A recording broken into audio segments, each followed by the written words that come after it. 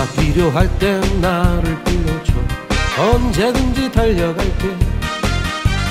낮에도 좋아 밤에도 좋아. 네, 오늘 4월 3일 고성 통영 고성 국회의원 보궐선거를 치르게 됩니다.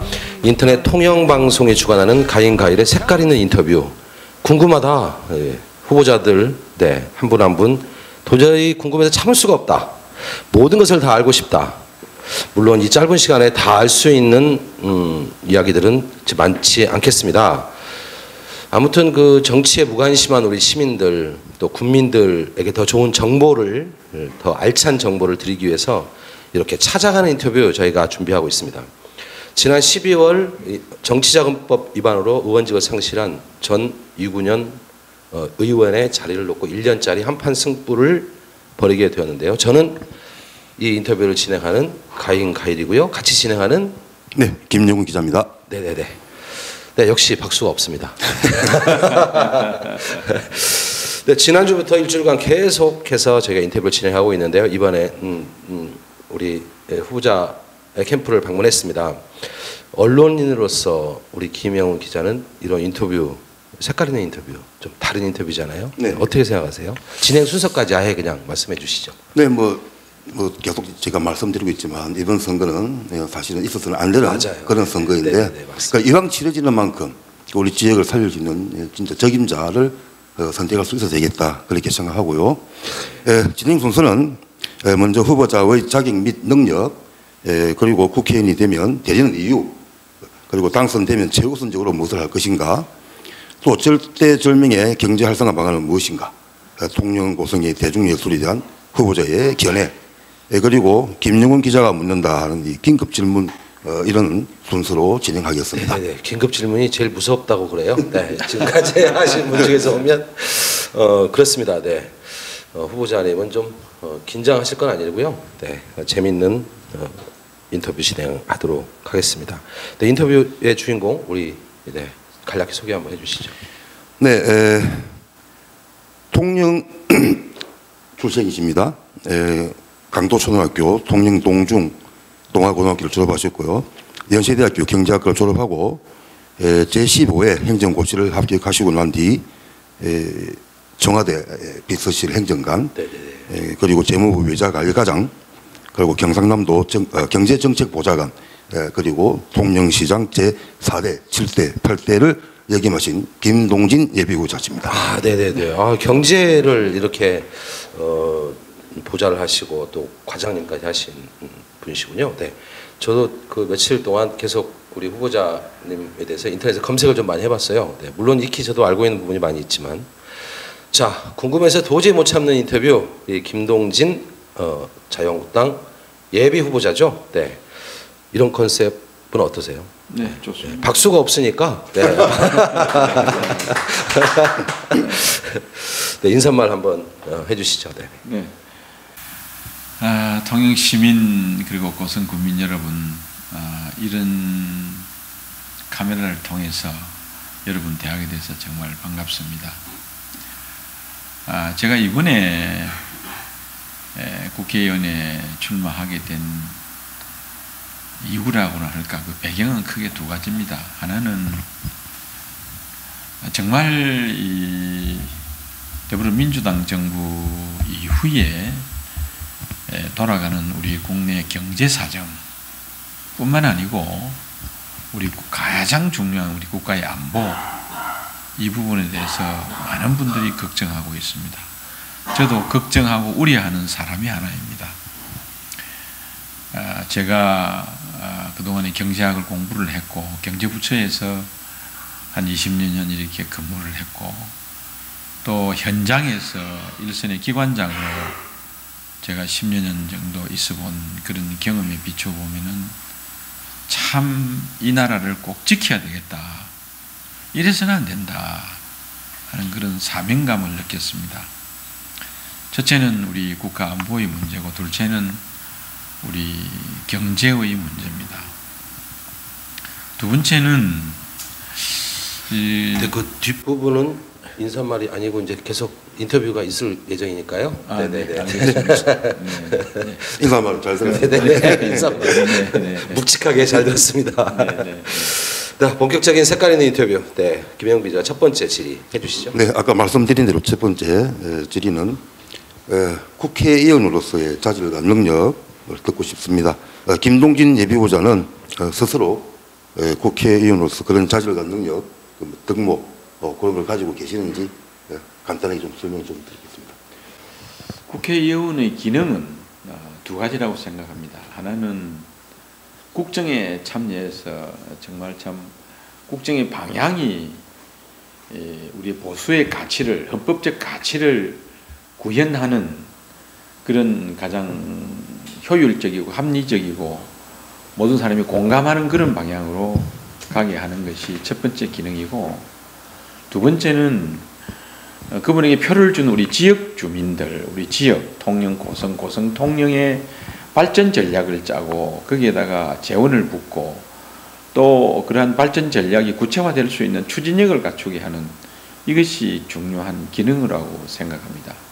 그런 관점에서 저는 상대적으로 다른 후보에 비해서 이론과 실무를 고루 갖춘 인물이지 않느냐 이렇게 생각하고, 또 지금은 세계가 글로벌화돼 가지고 우리가 국내에서만 이렇게 모든 일이 일어나는 것이 아니라 국경이 없는 이런 시대에 들어왔습니다.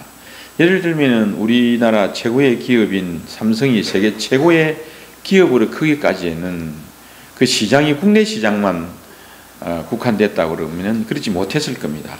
전 지구, 전 세계를 상대로 했기 때문에 그와 같은 대기업으로 이렇게 성장할 수 있지 않았느냐. 이런 관점에서 우리 지역이나 우리나라도 이제는 글로벌하게 나가야 됩니다.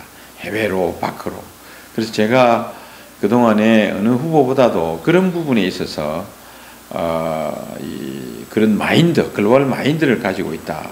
이렇게 자부하고 있고, 제가 사실은 제 캐리어 중에 보면은 제가 외국에서도 이렇게 공부도 했습니다만은 우루과이 라운드를 한창 하던 88년, 89년, 91년, 92년 이 4년 동안을 스위스 제네바 우리 대사관에서 재무관으로 근무를 하면서 많은 해외 경험도 했습니다. 이러한 것들이 우리 지역이 글로벌하게 나가는데 크게 도움이 되지 않을까 이렇게 생각을 합니다. 그런 면에서 제가 국회의원을 이런 그 지식과 역량을 가지고 해볼 생각입니다. 네, 보니까 후보자 본인 자신이 국회의원이 되어야 하는 당위성까지 그걸까지 다 설명을 하신 것 같아요. 두 번째 질의해 주시죠. 네네네.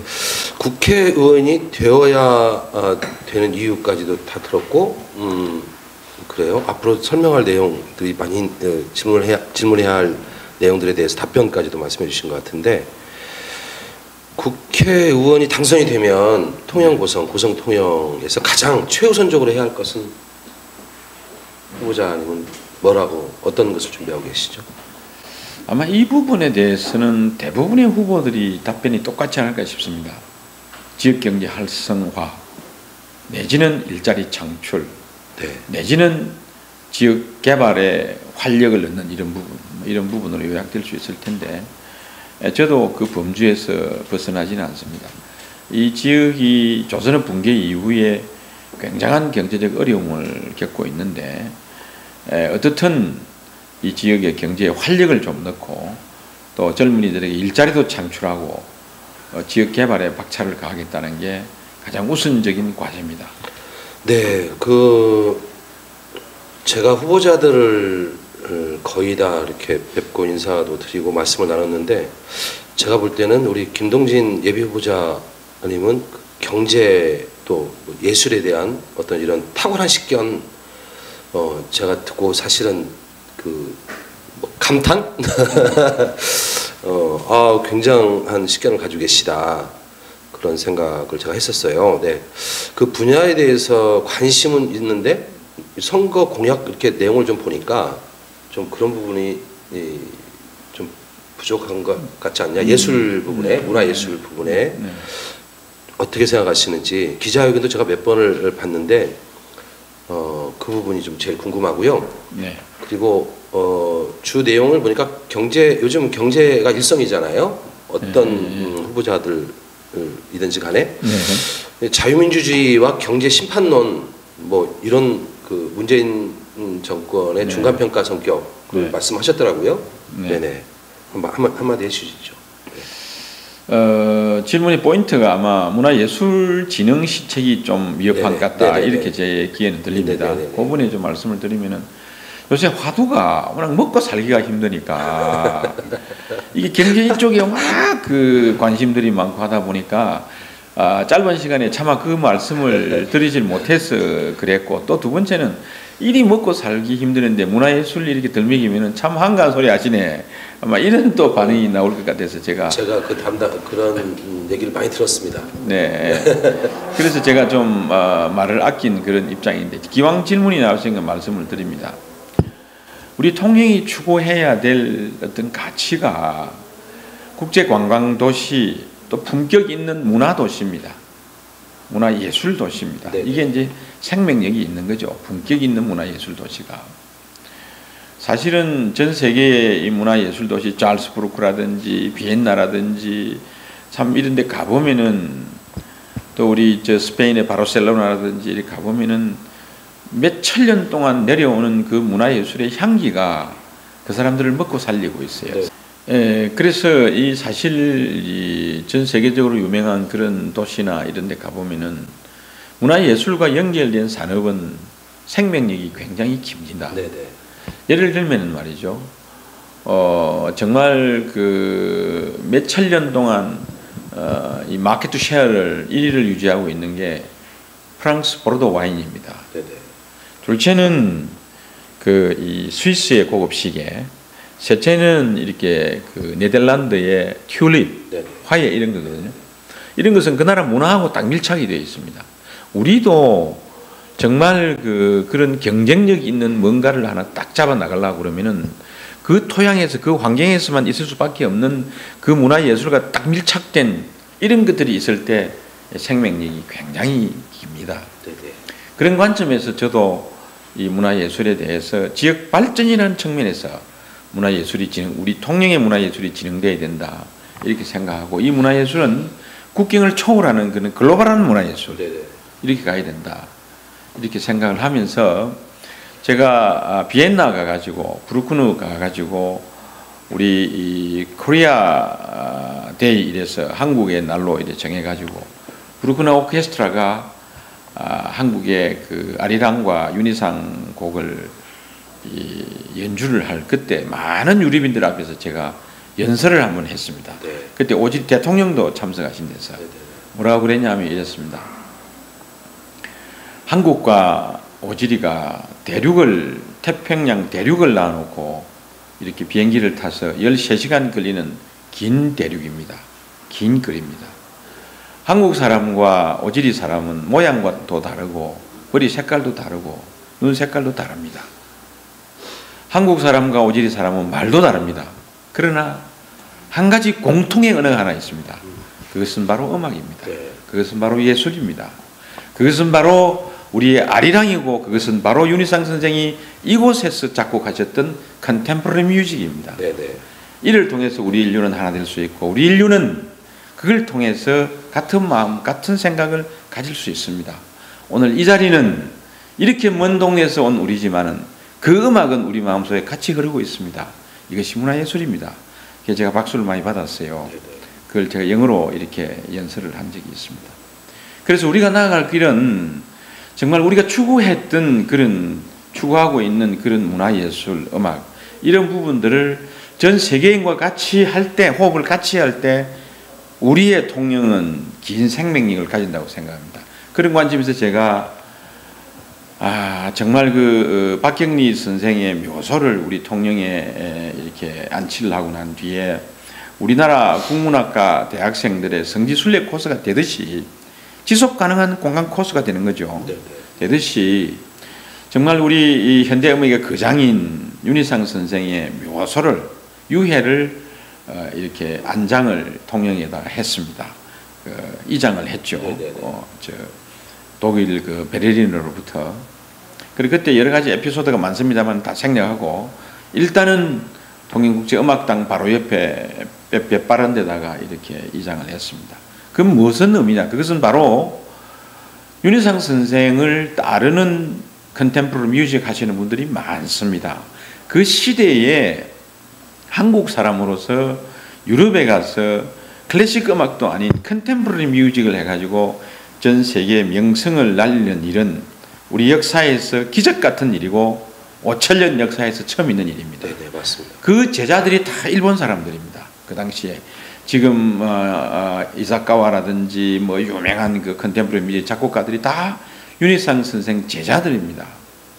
그분들이 인재 유해를 우리가 통영에 이장을 해놨더니 와서 다 참배를 하고 정말 아시아 조원에서 컨템포러리 뮤직 하는 분들은 다 꼭 한번 와봐야 되는 명소로 이렇게 자리 잡고 있습니다. 그것은 바로 문화를 기초로 하는 관광입니다. 그런 관광이야말로 생명력이 긴 거죠. 네. 경기도 안 타고. 네. 그런 관점에서 저는 문화예술 자체뿐만 아니라 문화예술을 활용한 우리 통영의 경제 활성화, 그 관광의 지속적 관광산업화 이런 방향으로 나아가고자 합니다. 너무 한 번 질문에 너무 이렇게 강건하게 대답을 해주시니까 저희들 찔이 분수가 있는데 조금 좀 앞다리 같다 하는 것 같아요. 네. 그다음에 그 말씀 또 두 번째 질문 관련해 가지고 경제에 대한 심판 이렇게 나오는데 단적으로 이야기하면 그렇습니다. 쉽게 이야기하면은 지금 이 정부 들어와 가지고 하는 경제 정책의 기조가 일하는 사람으로부터 돈을 거두어서 일 안 하는 사람에게 퍼주는 경제 정책입니다. 다시 말하면은 우리가 뭐 세금이 더 늘었다 뭐 했다 하는 것은 일하는 사람으로부터 그것이 소득세든 재산세든 어떻든 이렇게 돈을 재정으로 거두어 가지고 그 재정으로 뭐 청년수당, 노령수당, 유아수당 뭐 수당을 각종 수당을 이렇게 주고 있어요. 그 수당은 대가 없는 수당입니다.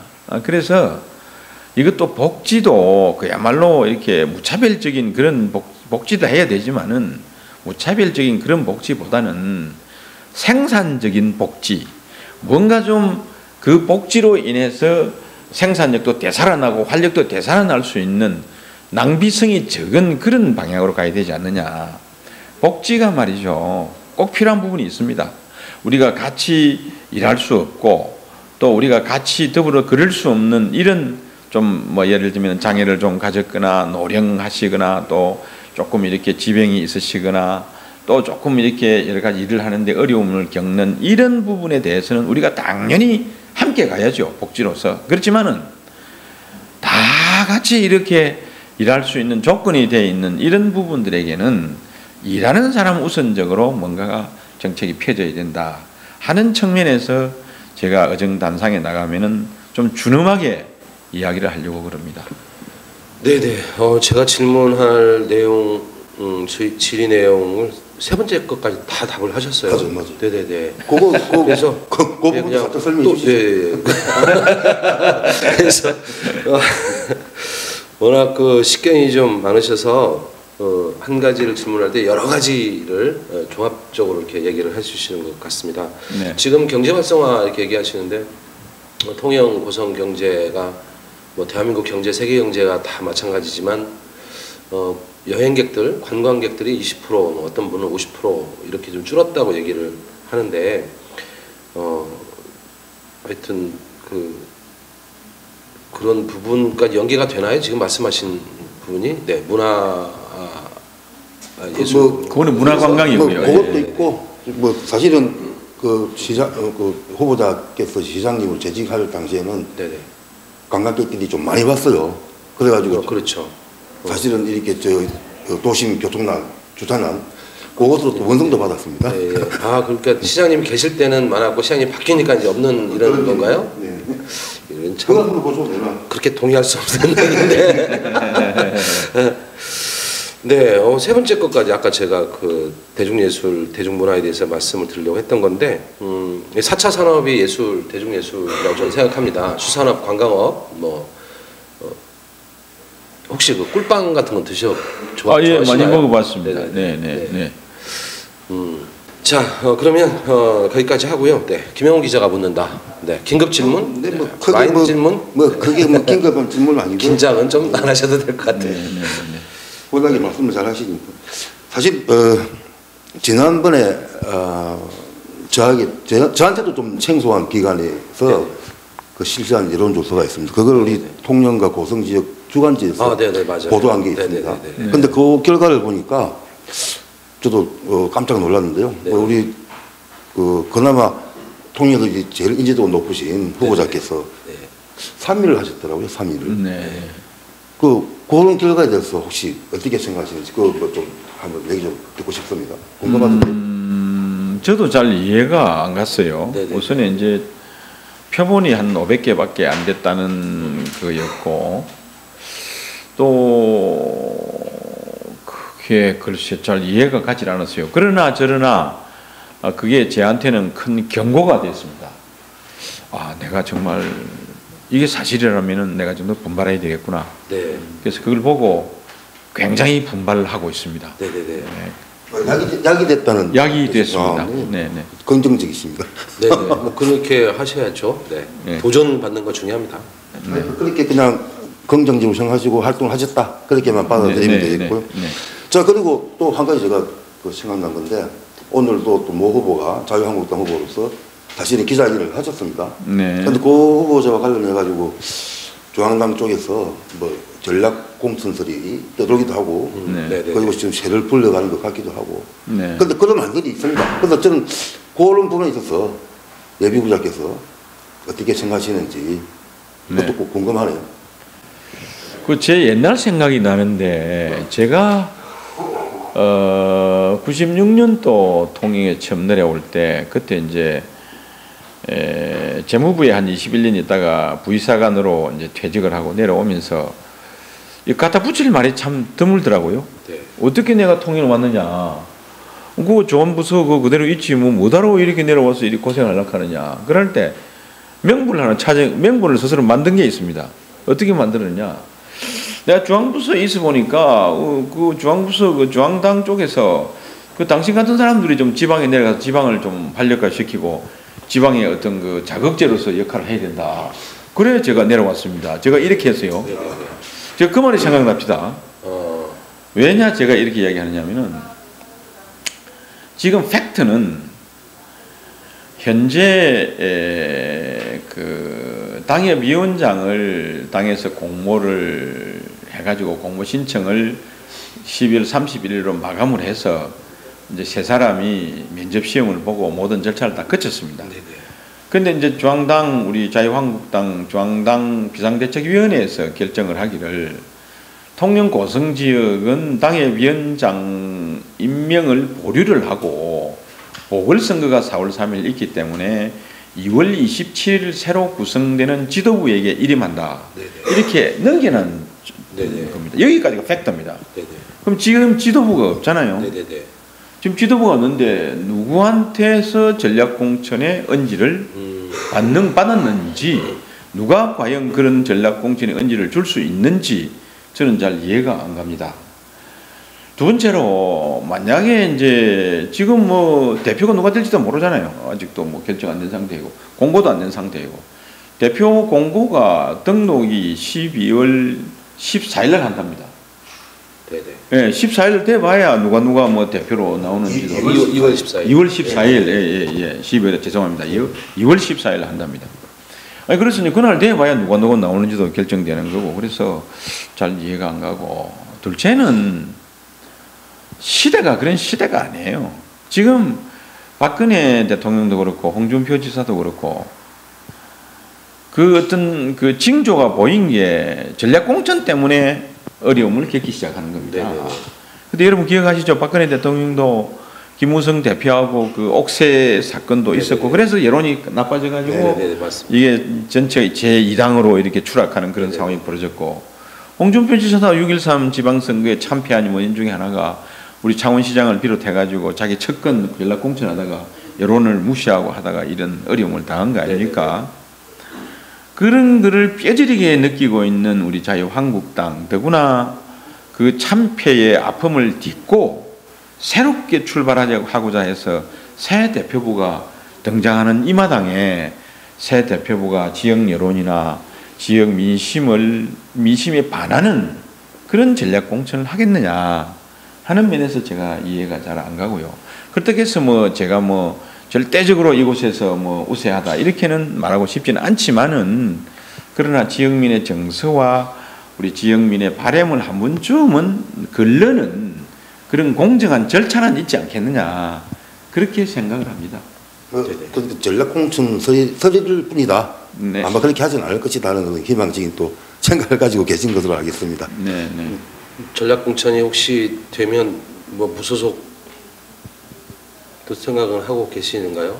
이 자리에서 제가 분명히 말씀드릴 수 있는 것은 뭐 가정을 해서 말한다는 게 좀 이상하지만은 만약에 우리 지역민과 지역의 정서에 반하는 그런 형태의 전략 공천이 있다. 그러면은 제가 분연히 일어날 겁니다. 네네네네. 저는 뭐 일로 한번 저지르려고 생각합니다. 무소속 출마도 불사하겠다는 뜻이다. 네, 포함해가지고. 네, 그럼 포함해서. 네네. 자, 제가 볼 때는 시민이 필요하면 국민이 원하면 부르면 언제든지 달려가겠다. 안아주고 위로해주고 뭐 이렇게 제가 이해해도 그 말씀하실 것 같아요. 제가 예. 해석을 잘 하셨습니다. 네. 후보자님은 늘 시민 국민의 편이 되어서 이렇게 위로해주고 안아주시는 그런 분이 되어주셨으면 좋겠습니다. 자, 네 번째 질의. 네. 그죠? 네, 김 기자 해주시죠. 네, 지금 모든 후보자들이 자신이 경제를 살릴 적임자다 그렇게 말씀을 하시는데 적어도 경제 분야만큼은 내가 자신 있다 말할 수 있을 것 같은데요. 네. 뭐 예비 좀 경력을 보더라도 자, 어떻습니까? 지금 모든 후보자들이 자신이 경제를 살릴 책임자다 이렇게 말씀을 하시고 계시는데 다 그러시죠, 지금. 경제 분야만큼은 내가 책임자다 그렇게 말씀하실 것 같습니다. 예비 후보자의 경력을 보더라도 자, 어떻게 생각하십니까? 네. 우선 이제 이 경제는 진단이 있어야 되고 그 진단에 맞는 적절한 아이디어가 있어야 되고 그 아이디어를 시책으로 만들 수 있는 재원의 투입이 있어야 되고 추진 주체가 있어야 됩니다. 그런 관점에서 보면 우리 통영경제 고성경제는 어땠느냐? 공급 과잉 경제 구조입니다. 다시 말하면 쉽게 말하면 우리 통영에 음식점이 한 2,200개 줌이 있는데 이 음식점이 제대로 운영되기 위해서는 하루에 적어도 한 80만 원 내지 100만 원 정도의 매출을 올려줘야 됩니다. 그러려면은 14만을 상대로 했을 경우에는 14만 우리 시민 거의 대부분이 매일 외식을 해야 돼요. 그래야 음식점이 돌아갑니다. 그만큼 공급 과잉이라는 거죠. 그러면 이게 살리려면 어떻게 돼야 되느냐? 그럴 수는 없잖아요. 현실적으로. 그렇죠. 그러려면은 적어도 통영에는 1년에 600만 이상의 관광객이 들어와줘야 이 경제가 돌아가는 구조입니다. 그런 관점에서 보면은 통영에서 차지하는 이 관광의 의미라는 것은 굉장히 크죠. 그래서 여기서 최근에 와가지고 뭐 30% 40% 관광객이 줄어드니까 지금 여러 군데서 악악 소리가 나는 겁니다. 네, 맞습니다. 이게 근본적인 원인입니다. 자, 그렇다면은 공교롭게도 제가 이제 시장을 그만두면서 이 관광객이 한 3, 40% 줄었는데 이것은 뭐 제가 그때 있을 때 잘했다 못했다 하는 이런 차원을 떠나서 뭐 전반적인 경제에 어떤 그 영향을 받지 않나 이렇게 생각합니다. 자, 그렇다면은 경제는요 항상 위기가 올 수 있고 어려움도 올 수 있고 어떤 재해도 올 수 있고 어떤 재난도 올 수 있습니다. 그러면은 뭘 해야 되느냐면은 대책이 있어야 돼요. 대안이 있어야 됩니다. 이게 중요합니다. 항상 그런 어려움이나 위기가 온다는 것을 전제로 해서 어떤 대안을 가지고 있고 그게 대처하고 극복하느냐 그 의지와 아이디어가 중요합니다. 이게 경제의 핵심입니다. 자, 그렇다면은 우리가 한번 봅시다. 제가 처음에 여기에 조선업이 힘들다 이래가지고 방향을 관광으로 틀었습니다. 이 조선업이 이 지역을 떠날 때는 떠날 수밖에 없는 구조적 요인이 있습니다. 그 구조적 요인은 가만 두고서 고마마 돈만 들어보면은 이건 허구입니다. 허구. 그러니까 그 구조적 요인을 안 고치면 안 돼요. 그거를 고칠 수 있는 힘은 우리 지방자치단체에서는 없습니다. 그럼 우리는 어떻게 해야 되느냐? 이것이 어떤 그 경영자나 노조나 우리 국가나 또는 해외 바이어나 이런 사람들이 그와 같은 구조적인 요인을 그 사람들 차원에서 고치도록 놔두고 우리는 우리 할 일을 해야죠. 우리 할 일이 뭐냐? 우리 지역 주민들의 새로운 소득원을 창출해 주는 겁니다. 이것이 관광이라는 거죠. 그래서 제가 케이블카를 오픈을 해서 대박을 냈습니다. 그래서 제가 다시 루지를 오픈을 해서 대박을 냈습니다. 제가 루지를 이거를 갖고 올 때 이랬습니다. 우리가 케이블카를 이제 오픈해 놓고 난 뒤에 5년 만에 1,000만을 돌파했어요. 탑승객 1,000만을. 1,000만을 돌파할 때 온 통영 시민이 다 이거를 축하하고 셀레브레이션하고 막 좋아하고 뭐 축배들 그랬어요. 저는 그때 굉장히 위기감을 느꼈습니다. 왜냐? 1,000만 같으면은 대한민국 국민 저거 탈 사람은 다 탔다. 더 이상 수요가 늘어날 데가 없다. 둘째는 대부분의 지자체에서 케이블카 놓을 기라고 통영 잘 되니까 난리가 났어요. 지금 사천도 하고 여수도 하고 거제도 하고 뭐 어디 속초도 하고 막 전국에서 11군데서 하겠다고 난리였습니다. 그래서 관광객이 새긋하지 흥긋하겠어요. 그래서 이거 빨리 뭔가 대책을 세워야 된다 해가지고 제가 뉴질랜드로 쫓아갔습니다. 쫓아가서 싱가포르 가서 루지 타보고 그 스카이라인사 가가지고 제가 그걸 유치를 했습니다. 아마 그 당시에 많은 사람들이 싱가포르 가고 뉴질랜드 가서 그 루지를 타봤을 겁니다. 그러나 타고 즐길 줄만 알았지 그거를 꺾을 생각은 못했던 것 같아요. 그래서 제가 전국에서 처음으로 그 루지를 통영에 가지고 왔습니다. 가지고 와서 딱 오픈 2016년 말에 오픈을 했는데 오픈을 하자마자 대박이 터지기 시작하는데 오픈을 할 그때쯤 돼가지고 2015년 16년 오면서 아니나 다를까 케이블카 탑승객이 줄기 시작했습니다. 여수가 오픈하고 사천기 오픈하고 이래가지고 그런데 거기에 이제 루지가 갖다 붙이니까 루지 재미있으니까 루지 타러 왔다가 케이블카 더 타고 이래가 동반상승을 하기 시작했습니다. 관광은 다른 도시보다도 반발짝 앞서가야 됩니다. 이것이 경제입니다. 그래서 저도 이제 그 이후에 걱정을 하는 게 뭘 걱정하느냐 경제를 이렇게 묘안이 뭐냐는 묻는 답변인데 루지 이것도요 앞으로 5년 이상 안 갑니다. 두고 보세요.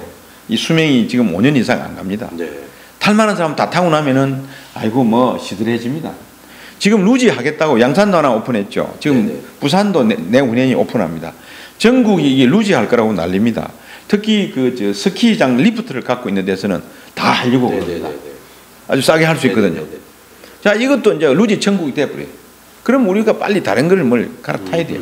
갈아타는데 뭘 갈아탈 거냐? 관광의 트렌드를 가만 분석을 해보면은 관광의 트렌드가 지금까지는 단체 관광으로서 명성지, 유적지 내지는 경관 좋은데 요런 데 중심이었다가 이제는 지금부터 서서히 관광의 트렌드가 힐링 관광으로 바뀝니다.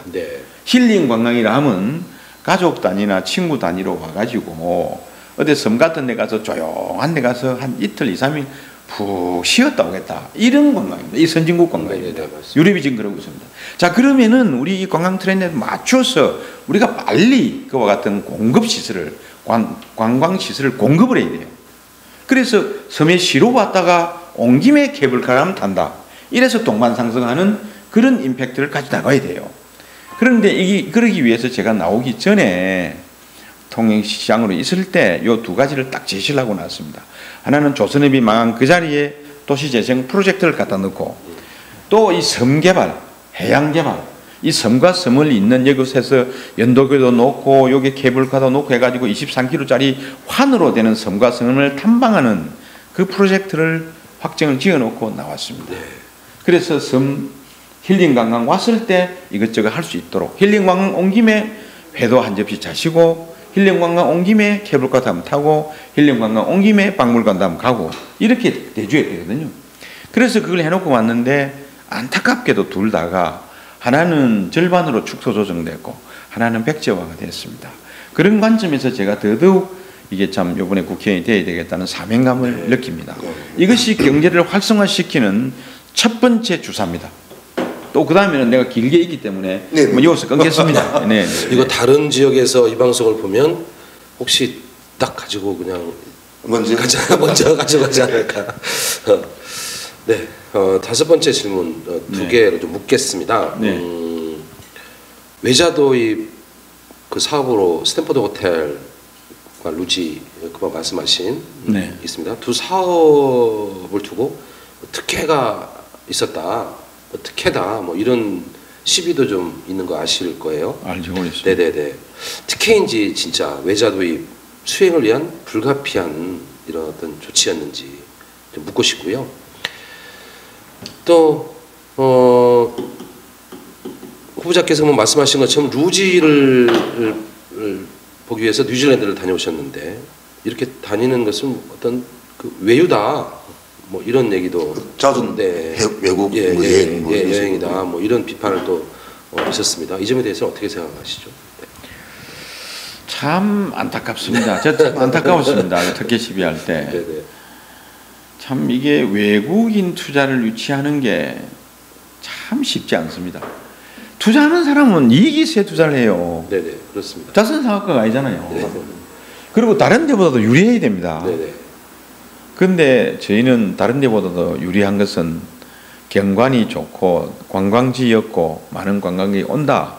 그거 하나만 좀 특별하지. 다른 거는 오히려 땅값이나 이런 거는 비쌌습니다. 다 막 감정 가격을 해서 공정하게 했고 또 저기 그 루지는 그 땅을 우리가 빌려줬습니다. 네네. 우리가 사가지고 아주 임대료를 상당히 좀 높게 받고 그래서 이제 특혜 시비가 있어가지고 감사원에서 제 임기 말에 감사가 내려왔어요. 한 7명인가 내려와가지고 3주 동안 감사를 했는데 올라가면서 저보고 그럽니다. 그 단장이 참 이거는 감사 대상이 아니고 정말 표창감입니다.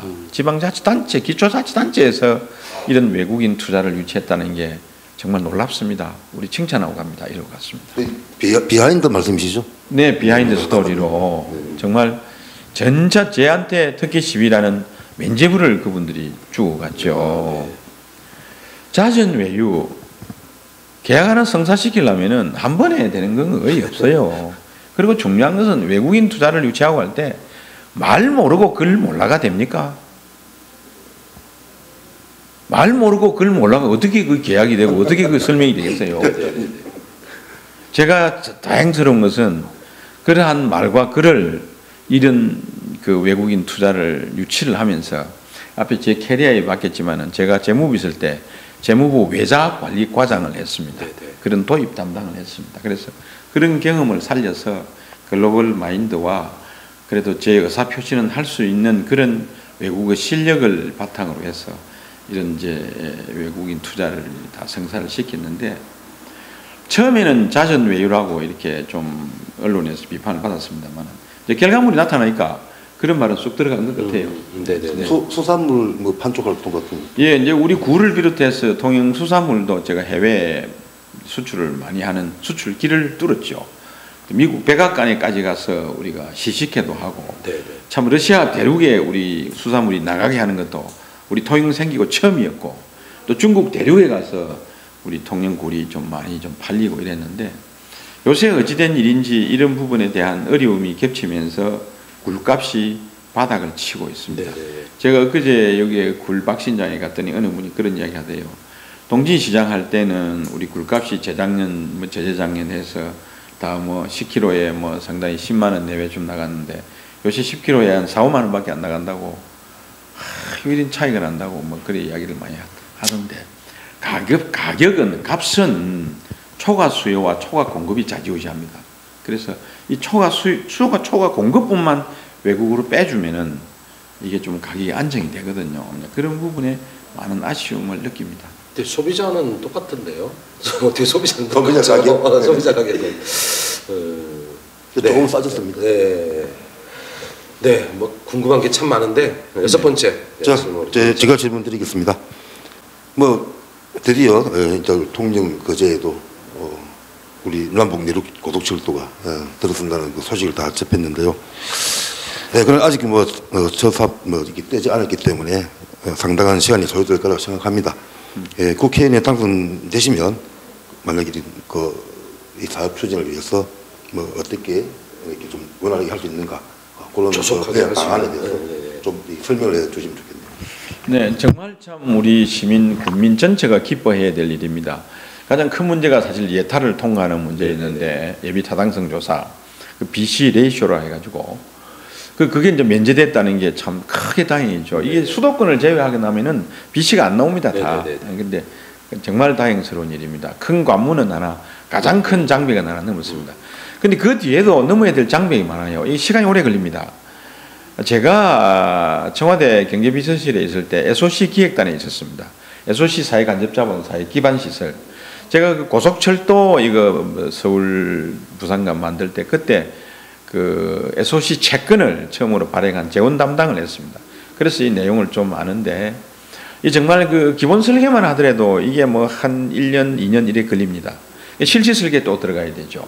이제 설계가 끝나고 나면은 이제 거기에 따르는 예산이 이제 이렇게 배정이 돼야 되는데 예산 배정할 때도 각 지역 균형 발전 때문에 국회를 통과하는데 이 시비가 상당히 많을 겁니다.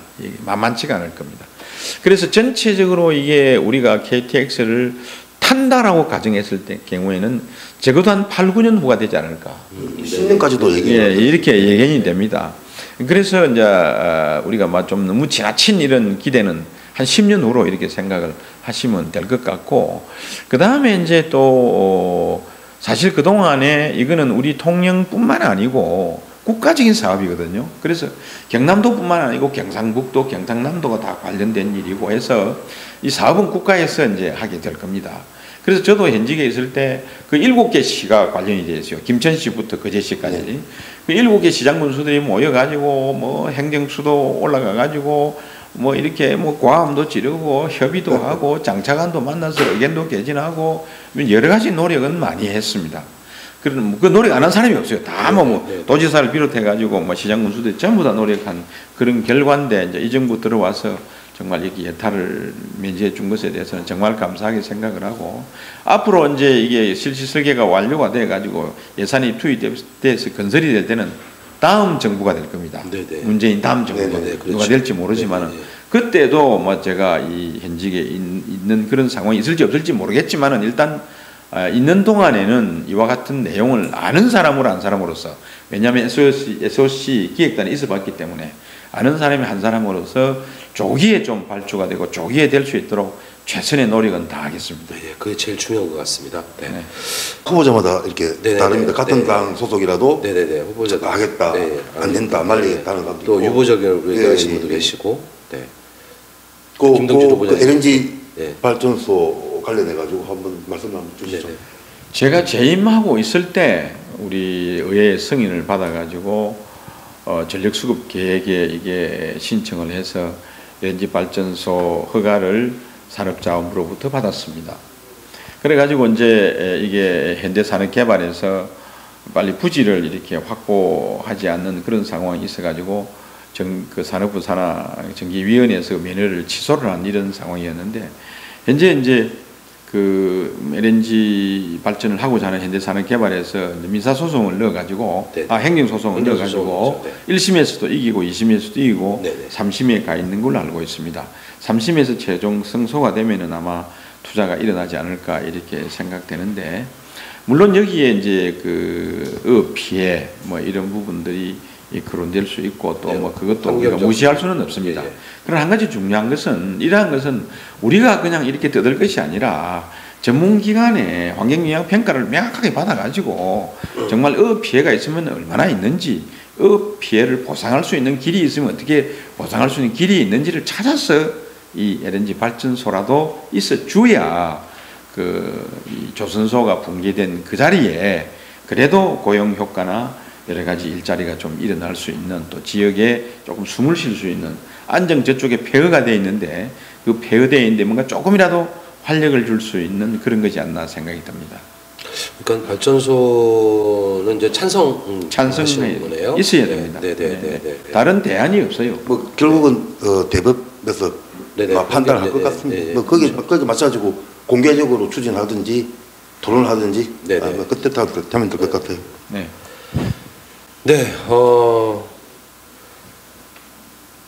마지막입니다.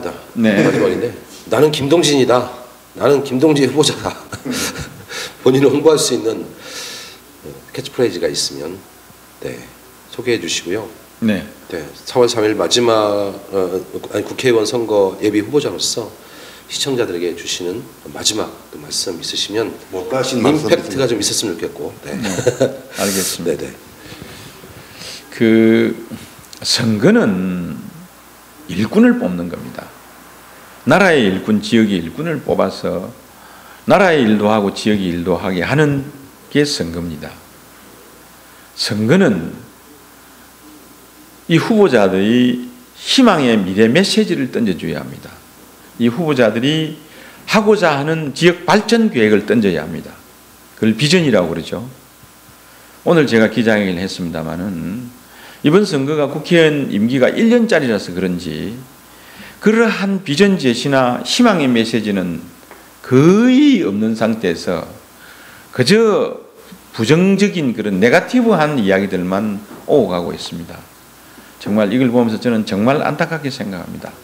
우리가 진정으로 성숙된 사회로 나아가기 위해서는 이 선거를 통해서 진정한 일할 수 있는 일꾼을 뽑고 그 일꾼이 어떤 비전을 가지고 있고 어떤 희망의 메시지를 갖고 있는지를 우리 시민들이 냉정하게 분석하고 판단해야 될 겁니다. 특히 사람이 말이죠, 살다 보면은 흠 없는 사람은 없어요. 아픈 데 없는 사람은 없습니다. 그늘진 데 없는 사람은 없습니다. 한 가족사를 보면은 그 가족 안에 형제가 7명이나 뭐 형제가 5명이라고 그러면은 그 형제 중에 한두 명은 참 어려움을 갖고 있는 사람들이 있습니다. 이런 것을 꼬집어서 선거에 활용한다. 저는 너무 후진적이라고 생각합니다. 우리가 희망의 메시지를 가지고 당당하게 일꾼을 뽑는 그런 축제가 되기를 간절히 바랍니다. 감사합니다. 네, 오늘은 4월 3일 예비 출마자 인터뷰 궁금해서 도저히 참을 수가 없다. 네, 오늘 김동진 예비 후보자와 함께했습니다. 김영훈 기자는 오늘 1시간 동안 어떠셨어요? 네, 전 워낙에 예비 후보자께서 달변이 좀 알려져 있습니다. 그러다 보니까 저희들이 질문 하나 던지면 이렇게 답변이 둘둘둘둘 보고 놀라기도 하고요. 네. 마치 끌려다니는 듯하고. 예, 하나 질문하면 두 가지, 세 가지 답변해 주시니까. 근데 달변이라기보다도 나는 그런 말이 더 듣기 좋던데 참 많이 알고 계시네요. 머리에 안 들어있으면 어떻게 말로 할 거예요? 네, 맞습니다. 네네네. 모르는 건 말씀을 하실 수가 없죠. 네. 자, 김동진 전 시장님, 네, 후보자님은 바로 전까지 우리 시장을 역임하셨죠. 네, 지역 실물에 대해서는 누구보다는 좀 탁월한 식견이 계시다. 저는 그렇게 느꼈습니다. 능력도 충분히 우리 시청자들께서 보셔서 아시겠지만 참 말도 잘하시지만 말을 잘하기 위한 또 많은 지식, 또 실제로 해봤던 경험들, 이런 철학들 저는 느꼈습니다. 네. 많은 말씀이 우리 김동진 후보자에 대해서 많은 말씀들이 한간에 떠돌고 있습니다. 저는 김동진 시장님을 뵐 때마다 느끼는 그 특유의 포근함 같은 것이 있어요. 네. 저만 느끼는 건지 모르겠는데 우리 어때요? 김영 기자는? 저는 포근함보다도 네. 그 냉철한 모습. 냉철한. 약간 이게 지적하시는 이렇게 진단하는 모습. 네네네. 그런 거는 저는 좀 인정합니다. 네, 저는 아직까지는 저를 진단을 안 해주셨기 때문에 뭔가 좀 여유를 갖고 계신 것 같기도 하고요. 네, 그래서 저는 마음이 좀 편히 그냥 열리더라고요. 네. 그러나 그것만으로도 불가능하겠죠. 변화한 시대에 급속하게 우리 시민이, 고성 군민이 원하는 이런 유능한 인물, 또 미래를 좀 맡기고 의지할 수 있는 인물이 또 그런 정치인이 되었으면 좋겠다. 나이가 문제가 아니라 능력이 없는 게 더 문제가 아니겠습니까? 저는 그런 생각을 해봤고요. 네, 이 방송은 인터넷 통영 방송이 찾아가는 토크 인터뷰. 네, 도저히 궁금해서 못 살겠다. 네, 반드시 묻고 싶다. 네, 궁금해서 찾아가는 인터뷰와 함께했습니다. 인터넷 통영 방송 사이트와 유튜브 가가TV 그리고 통영 뉴스에서 이코리아 뉴스도 있군요. 네, 함께 보실 수 있습니다. 정말 많은 분들이 이 방송을 청취해 주셔서 시청해 주셔서 감사드리고요. 김동진 후보자의 건승을 다시 한번 기원하면서 지금까지 인터넷 통영 방송 색깔 있는 인터뷰 가인가일 예, 김영훈입니다. 감사합니다. 네, 감사합니다.